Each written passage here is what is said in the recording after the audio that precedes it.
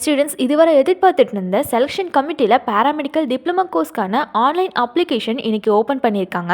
Paramedical diploma கோர்ஸ்க்கு apply பண்ணுறதுக்கான last date பார்த்தீங்கன்னா 14th February லாஸ்ட் டேட்டாக கொடுத்துருக்காங்க. பேராமெடிக்கல் டிப்ளமோ கோர்ஸ்க்காக இதுவரை வெயிட் பண்ணிட்டு இருந்த ஸ்டூடெண்ட்ஸ் இப்போ ஓப்பன் ஆயிருக்க லிங்க்ல எத்தனை கோர்ஸ் வேணாலும் நீங்கள் அப்ளை பண்ணிக்கலாம். ஓப்பன் ஆயிருக்க அப்ளிகேஷனில் பார்த்தீங்கன்னா 4 லிங்க் ஓப்பன் பண்ணியிருக்காங்க.